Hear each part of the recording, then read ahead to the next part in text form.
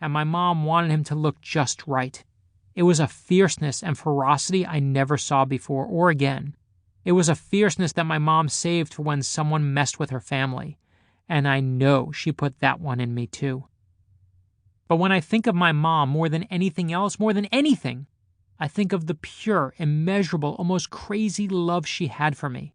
I remember the first time I gave her the 10th Justice. It's my first published novel. My first time ever putting real work out for anyone to see. I was terrified when she said she'd finished it. And then she looked right at me and said, "Bradley, I know I'm your mother, but I have to be honest with you. This book is the greatest book of all time." When someone was recounting the story to me a few days ago, he called my mother the Queen of Hyperbole. But as I think about it, he had it wrong. Hyperbole is a deliberate exaggeration. My mother never used hyperbole. My mother actually believed it. In her eyes, I really did write the greatest book of all time. And in that book, I also wrote my mother. The mother in the 10th Justice was based on my mom, but when my first editor was reading it, he sent back the comment that he didn't think the mother and father in the book were realistic. He said they were, quote, too crazy. So I brought my parents to meet my editor. They came up to the editor's office, and for the half hour or 45 minutes I sat there silently smiling as my mom and dad talked this poor man's face off. When they were done and had finally left the office, my editor turned to me and said, "Leave the parent scenes exactly as they are." A few years ago, I went to the headquarters of Borders Books up in Ann Arbor, when Borders was still around. And when I was there, the main buyer for Borders said to me, "Guess where your books sell more than anywhere else? Straight sales, not even per capita." So of course I said, "New York, 8 million New Yorkers in one city." Nope. Washington, D.C., I write about D.C. Nope. Chicago, the flagship superstore. Nope.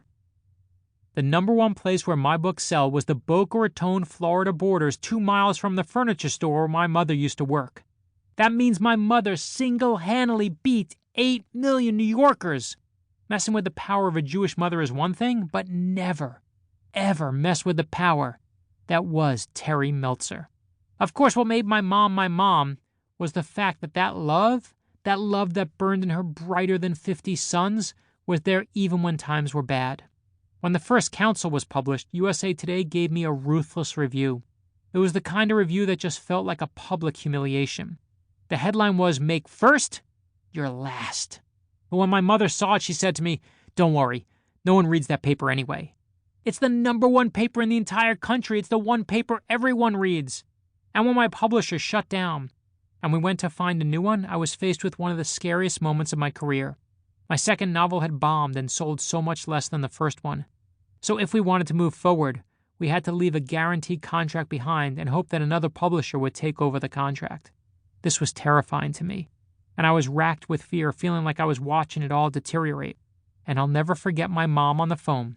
She said to me, "I'd love you if you were a garbage man."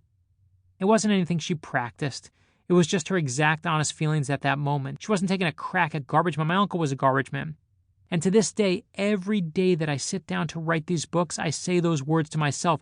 "I'd love you if you were a garbage man," soaking in the purity and selflessness of that love, and the knowledge that, and I don't care where she is, my mother is always there for me.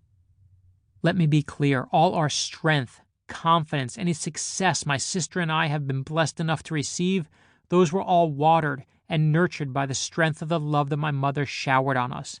There is no coincidence that my sister and I both work for ourselves. From when I was born, my mother worked for herself, decorating and being creative. Now, there's a certain confidence and an underlying insecurity that goes along with being creative. Your job lives and dies on your taste and on people believing in it. In every decision, you leap from that trapeze, you give your opinion, and you try to never think twice about if someone will catch you. To me, watching my mom, you should have seen her decorating. That pillow, awful. That couch, horrible. Ugh, terrible. Unbelievable. Feh, bleh. That looks like pulverized shit. I'd rather drink poison. When she came to Washington and I took her to the White House, she looked around at the decor. "Ungapachka, overdone," she said. "It's the White House." In everything she did, she rattled off her opinions as if they were absolute truths. In fact, a few months back, my mom and I were arguing over some decorating detail in our new house. Now, my mom is sick at this point. The cancer